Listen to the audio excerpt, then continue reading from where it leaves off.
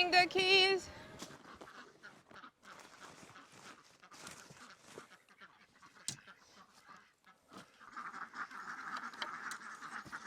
Good morning. Morning, duckies. Come on, let's go out.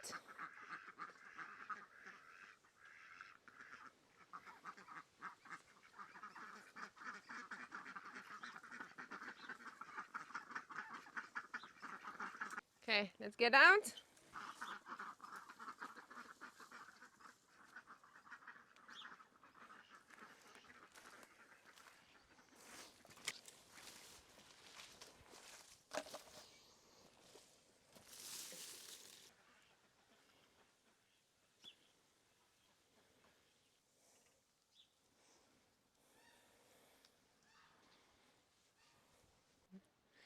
So here we have the ducks enclosure that's just on the side of the garden. So I put a net around so they stay in every night. And then a little movable shed that Josh made out of recycled material. So inside I try to train them to lay their eggs in there. I made some nest box, but I think now that I see how they do, they like to hang out in, but they must be too high and too narrow for them because they made nest in between the four. Beautiful big nest, because I observed that wherever they made their own nest, they're actually pretty wide and like a big volcano. So it's all good. It's nice to see that they still use the space, and it's also a way to collect their poo mixed with sawdust and hay.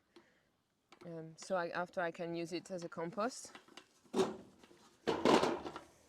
And they made a nest underneath. That's less easy to get to. This one is getting further and further. So beautiful though. So here I've got two. Let's check in now.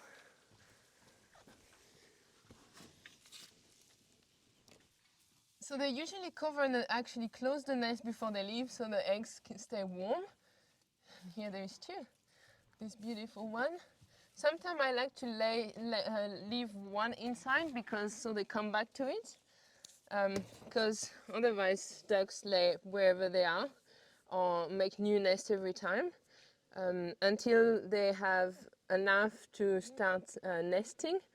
So that's why if every day you take them out, they're just gonna start somewhere else because they're not like chicken. They don't stay in the same nest. Here's another nest. First I put this little tunnel that we have, and then she was actually laying next to it. So I realized actually they don't like really narrow spaces. So, and you can see, even if there is a tunnel, she's just laying in front of it. She make a little nest here, and then here's beautiful egg. And then this one is the last. I copied what I've realized. They were in another place where there was a pile of branches, and there's a totara. And they actually made their nest in amongst the branches because they must be protected, feel protected from the other birds, like hawk or even pokako. So I just rebuilt another nest for them, and now they do use it every day. And then I've got two eggs in there. And this way they're also pretty clean, which is an important thing because apparently with duck eggs you get more risk of salmonella contamination compared to chicken eggs. So that's why you want them as clean as you can.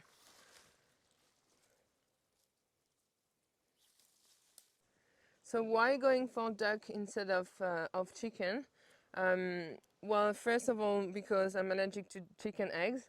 So I read that some people that are allergic to chicken eggs are not from ducks. It must be a different composition of the eggs. So that's why I was like, it's worth a try because I was really missing a good omelette. And then also because ducks are really interesting for the garden, I'm hoping they're going to help me decrease the slugs and snails population. Good thing is that they don't scratch. So since I use a lot of mulch, they don't scratch all the mulch everywhere.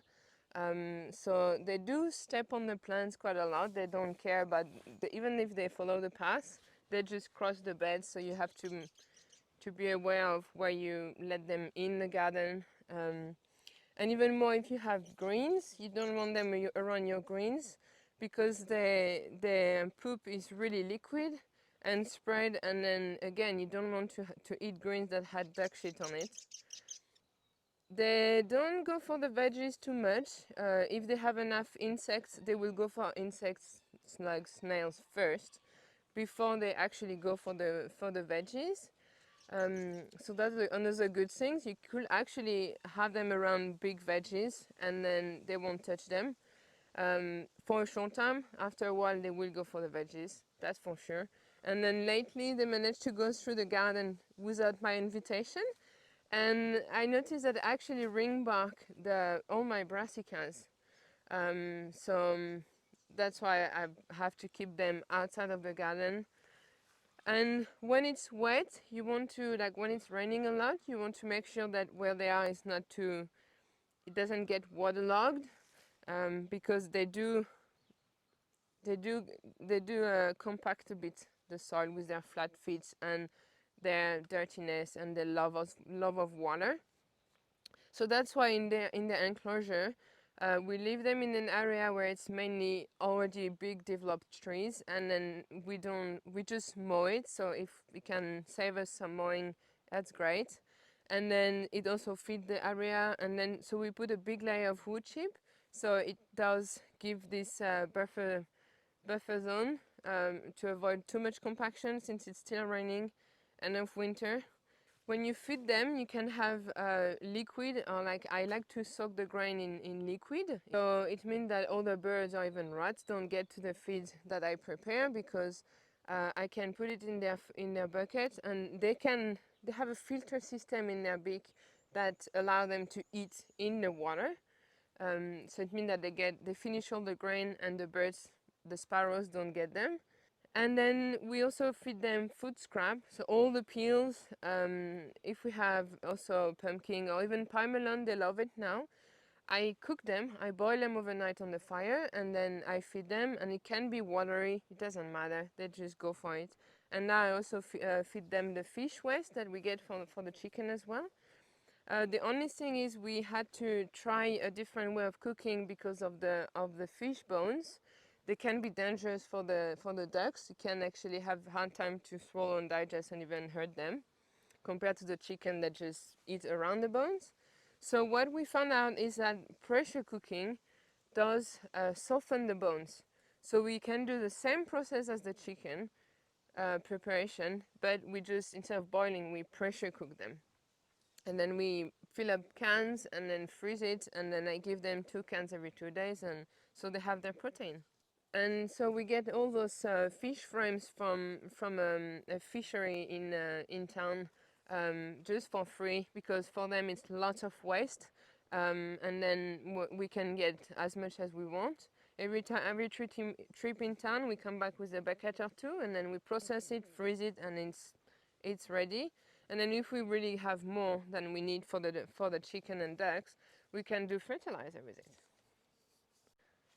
So every morning I open the ducks, as you can see. So they free range in the paddock around the garden.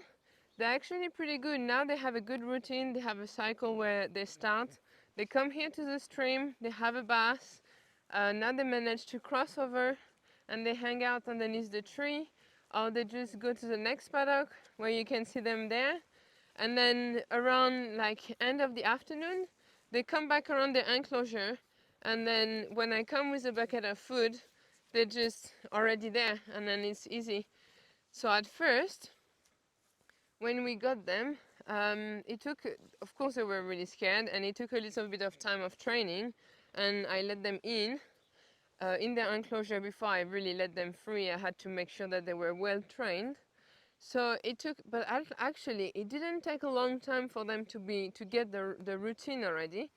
And then, so it means that every day, first I had some time to push them instead of just calling and get them in, but I already gave the call. So the call I give them is funny, but I quite enjoy it. Is I just call them ducks come to bed, and then you can hear them wherever they are around. If they are not too far, they just stood up and then run to me.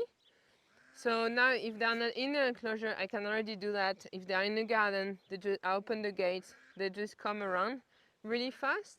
And having them trained for this call didn't take as long as I thought it would. So it's pretty amazing. And they are such interesting creatures if you just observe them and hang around. So now they actually, when I'm like, at the moment I'm finishing to prune the orchard, they just come around and just eat the bugs and insects that I can be from around the branches. They are still like, they don't eat in my hands, but do I need to? Not really. And we got them adults already, and then they started laying eggs. Some of them were less than a year, some of them must have been a year already. And then, so we have 3 male and 11 female. So they are a cross between Khaki Campbell's and Opington. They are, both are good meat breed and also good layers. So that's why we had the opportunity to just have them for free. So we just got them. And they are so beautiful. This brown color is like unusual for ducks.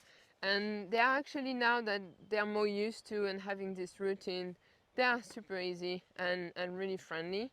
Even though one day, for actually 2 days in a row, we had the neighbor's dog that came around and scared them, and then I lost total, the training was back to zero. They were scared of everything, they didn't want to go back to the enclosure, they were just running everywhere, sticking around, but it just took a few days for them to just go back to the routine. So that was, I found that pretty impressive and really good. So that's how I do it with my new friends. It's okay, buddy.